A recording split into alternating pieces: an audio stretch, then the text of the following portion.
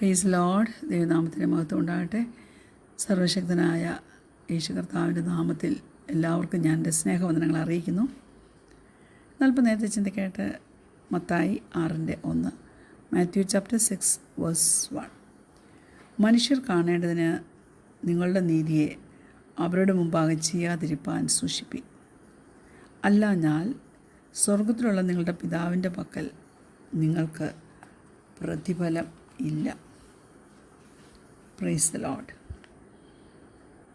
പലപ്പോഴും നീ മാനിപ്പുലേറ്റഡ് ആകുന്നുണ്ടോ? മനുഷ്യർ നിന്നെ പുകഴ്ത്തി പറയുന്നത് നിനക്ക് ഇഷ്ടമാണോ?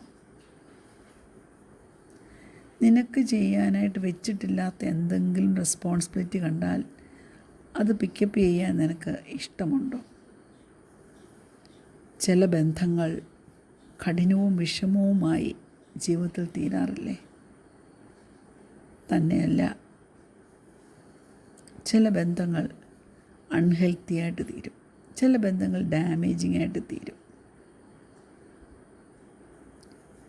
പലരും പറയും, നീ എന്നെ സ്നേഹിക്കുവാണെങ്കിൽ നീ ഇങ്ങനെ ചെയ്തു തരണം. പക്ഷെ ചിലർ വിചാരിക്കുന്നതെന്നറിയാമോ? ഇവനൊരു ദൈവവിശ്വാസിയല്ലേ, അതുകൊണ്ട് ഇവനിങ്ങനെ ചെയ്യട്ടെ, അല്ലെങ്കിൽ ഇങ്ങനെ ചെയ്തു തരട്ടെ. ഇങ്ങനെയൊക്കെ വരുമ്പോൾ നിനക്ക് തന്നെ നിൻ്റെ വിലയെക്കുറിച്ച് ഒരു സംശയം വരാറില്ലേ? മറ്റുള്ളവരുടെ കണ്ണിന് മുമ്പിൽ ഒരു വില കിട്ടേണ്ടതിന് വേണ്ടി നീ ചിലത് ചെയ്ത് വേണ്ടാത്ത ചില റെസ്പോൺസിബിലിറ്റികൾ ഏറ്റെടുക്കാൻ പേര് കിട്ടാൻ വേണ്ടി ചെയ്യുന്നുണ്ടോ? ബൈബിളിൽ പറയുന്നുണ്ട്, നാം ഒരിക്കലും ദൃഷ്ടിസേവ ചെയ്ത് മനുഷ്യരെ പ്രസാദിപ്പിക്കുന്നവർ ആകരുത്. നമ്മൾ പീപ്പിൾ പ്ലീസേഴ്സ് ആകരുത്. മിക്കവർക്കും പീപ്പിൾ പ്ലീസിങ് ടെൻഡൻസി ഉണ്ട്. അങ്ങനെ വരുമ്പോൾ പലരെയും നീ മാനിപ്പുലേറ്റ് ചെയ്യേണ്ടി വരും.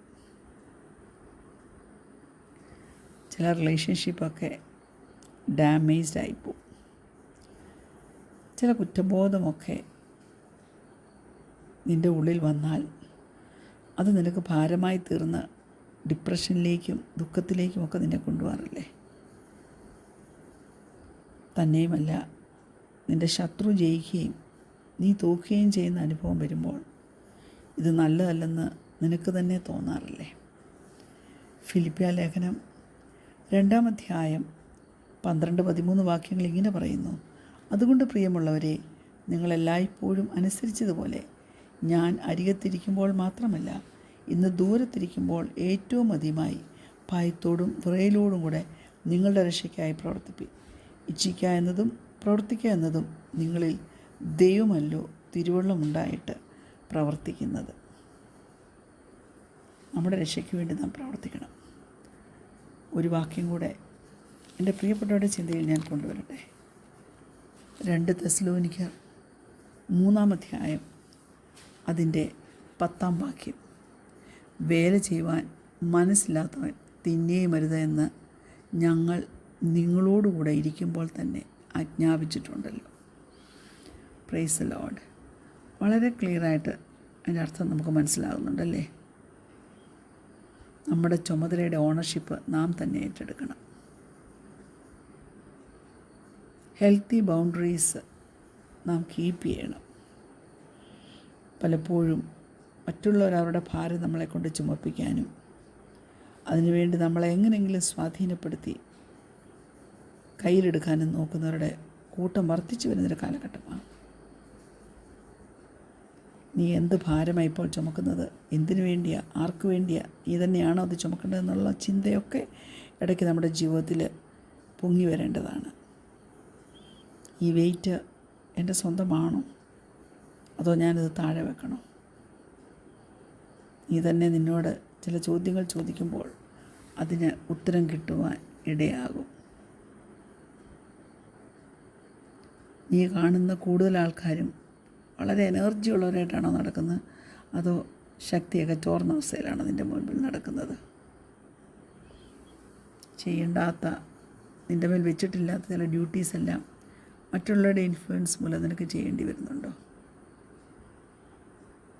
പലപ്പോഴും ചില കാര്യത്തിനൊക്കെ നോ പറയാൻ കുഞ്ഞെ നീ ഭയപ്പെട്ടിട്ട് നീ പേടിക്കുന്നുണ്ടോ? നീ ആരെയെങ്കിലും താഴ്ത്തി കിട്ടുമ്പോൾ അയ്യോ എൻ്റെ ഫ്രണ്ട്ഷിപ്പ് അതുമൂലം നഷ്ടപ്പെടുമോ എന്ന് നീ ഭയക്കാറുണ്ടോ? എല്ലാത്തിലും ഒരു സ്റ്റാൻഡേർഡ് ദൈവം അക്സെപ്റ്റ് ചെയ്യുന്നത് കീപ്പ് ചെയ്ത് സന്തോഷത്തോടെ ആയിരിക്കണമെന്ന് ദൈവത്തിൽ നീ ആഗ്രഹിക്കാറുണ്ടോ? ഒരു കാര്യം ഞാൻ പറയാം, നമ്മുടെ കർത്താവ് നാം ലജ്ജിച്ചു പോകാൻ ഒരിക്കലും സമ്മതിക്കത്തില്ല. നമ്മളുടെ പുറകിൽ ദൈവമാണ് സകലത് നിയന്ത്രിക്കുന്നുള്ളൊരു ചിന്ത നമ്മെ ഭരിക്കണം. അവങ്കിലേക്ക് നോക്കിയ പ്രകാശിതരായി അവർ ലജ്ജിച്ചു പോലും ഇല്ല. ലജ്ജിച്ചു പോകത്തില്ല, ഒരിക്കലും ലജ്ജിച്ചു പോകത്തില്ല. കുറ്റബോധവും നാണക്കേടും അതൊക്കെ ഓരോ ഇമോഷൻസാണ്. നമ്മളെന്തെങ്കിലും ഒരു തെറ്റ് ചെയ്യുമ്പോൾ അത് നമ്മളെ ഞെരുക്കുവാനും ഭയപ്പെടുത്തുവാനും ഇടയാകരുത്. നാണക്കേടെന്ന് പറയുന്നത് വേറൊരു ഇമോഷനാണ്. അത് വരുന്ന എപ്പോഴാണെന്നറിയാം, അയ്യോ ഞാൻ ചെയ്തത് തെറ്റിപ്പോയി, ഞാൻ ചെയ്തവർ കണ്ടല്ലോ, ഞാൻ ചെയ്താത്തത് ചെയ്തു പോയല്ലോ എന്നൊക്കെ പറഞ്ഞ് ഞാൻ പറയട്ടെ. ഷെയിം എന്ന് പറഞ്ഞാൽ is N identity crippling emotion. നമ്മുടെ വ്യക്തിത്വം നമ്മൾ വിലയില്ലാത്തവരായി, ഒന്നുമില്ലാത്തവരായി എണ്ണപ്പെട്ടു പോകുന്ന പോലെ നമുക്ക് തോന്നിക്കും. ഒരു അക്യൂസർ ഉണ്ടെങ്കിൽ അതിൻ്റെ വെയിറ്റ് നമ്മുടെ മേലുള്ളതിനെ കൂട്ടും. ദൈവത്തിൻ്റെ കൃപയിലാണ് നാം എന്ന് ഓർത്തോണം. എന്നാൽ പിശാചിൻ്റെ താക്കോൽ എന്തുവാണെന്നറിയാമോ? അവൻ്റെ ഒരു കീ സ്ട്രാറ്റജി എന്തുവാണെന്നറിയാമോ? നീ മറ്റുള്ളവർക്ക് ചെയ്തു കൊടുക്കുന്നതും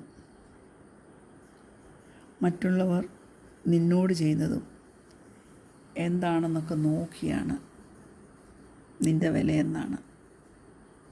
അല്ലേ? അങ്ങനല്ലേ? വിശ്വാസം അങ്ങനല്ലേ? നീ റിജക്റ്റ് ചെയ്യുവാണെങ്കിൽ നീ ആരും സ്നേഹിക്കുന്നില്ല. അതുകൊണ്ടാണ് നീ കാണുന്നത് നാണക്കേടാണെങ്കിൽ നിൻ്റെ ഐഡൻറ്റിറ്റിക്കൊരു വിലയില്ല എന്ന് പറയും. എന്നാൽ നിൻ്റെ ചിന്ത ദൈവത്തിന് സത്യവുമായിട്ട് അലൈൻ ചെയ്താണ് മുന്നോട്ട് പോകുന്നതെങ്കിൽ, യേശുവിൻ്റെ ശബ്ദം കേട്ടാണ് മുന്നോട്ട് പോകുന്നതെങ്കിൽ നമുക്കറിയാം ഒരു നിന്നയും ഒരു ഭാരവും കുഞ്ഞെ നീ ചുമക്കേണ്ടി വരത്തില്ല.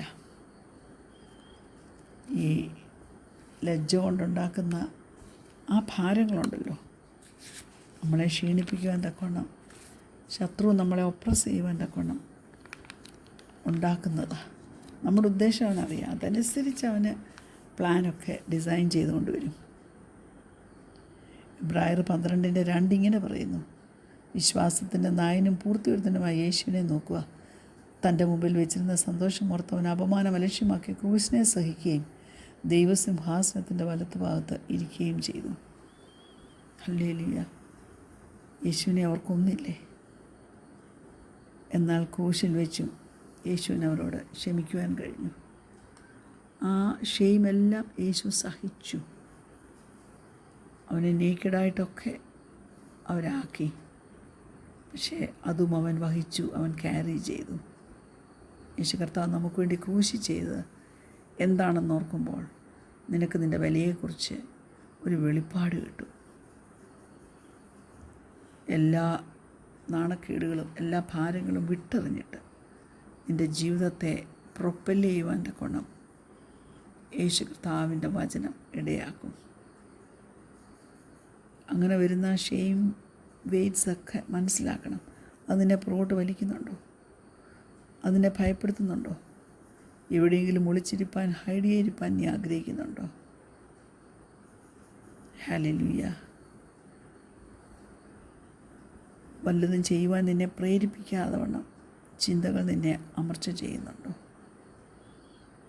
വേറൊരു വ്യക്തിയുടെ ഫ്രണ്ട്ഷിപ്പിനെ നീ സംശയിക്കുന്നുണ്ടോ? സോഷ്യൽ ഇവൻറ്റ്സ് ഒന്നും ഇനി അറ്റൻഡ് ചെയ്യുന്നില്ല എന്ന് പറഞ്ഞ് ഒതുങ്ങിക്കൂടാൻ കുഞ്ഞെ നീ ആഗ്രഹിക്കുന്നു. മറ്റുള്ളവരിൽ നിന്നുള്ള സപ്പോർട്ടൊക്കെ നീ റിജക്റ്റ് ചെയ്താണ് മുന്നോട്ട് പോകുന്നത്. നീ എന്തിനാ മുറി അടച്ചിട്ടിരിക്കുന്നത്? ഏത് ചിന്തയാണ് നിന്നെ അങ്ങനെ ഇരുത്തുന്നത്? ദൈവസന്നിധിയിൽ ഏൽപ്പിച്ചു കൊടുക്കുക. പ്രാർത്ഥിക്കാം. കർത്താവേ, എൻ്റെ വിലയെക്കുറിച്ച് ഞാൻ എങ്ങനെ എന്നെ തന്നെ കാണണം എന്നുള്ളത് യേശപ്പച്ച നീ ഒന്ന് വെളിപ്പെടുത്തി തരുമാറാകണമേ. നിൻ്റെ കണ്ണിൽ നീ എന്നെ എന്ത് വില കൽപ്പിക്കുന്നു എന്നുള്ളത് ഞാനൊന്ന് അറിയട്ടപ്പാ. ഭയത്തെ വെറുക്കുവാൻ, നുണയെ വെറുക്കുവാൻ, അതിന് പകരം സകലതും യേശു കർത്താവിൻ്റെ പാദപീഠത്തിൽ അർപ്പിച്ചുകൊണ്ട് ജീവിപ്പാൻ്റെ ഗുണം സത്യത്തിൻ്റെ പരിശുദ്ധാത്മാവ് സത്യത്തിൽ കൂടെ വഴി നടത്തുമാറാകണമെന്ന് പ്രാർത്ഥിക്കുന്നു. അതിശയകരമായി അത്ഭുതകരമായി ഞങ്ങളെ സൃഷ്ടിച്ചതിനാൽ സ്തോത്രം. ആ ദൈവത്തിൻ്റെ പാദപീഠത്തിൽ സകലവും സമർപ്പിക്കുന്ന പ്രാർത്ഥന കേട്ടതിനാൽ സ്തോത്രം. യേശുവിൻ്റെ നാമത്തിൽ തന്നെ ആമേൻ. ആമേൻ.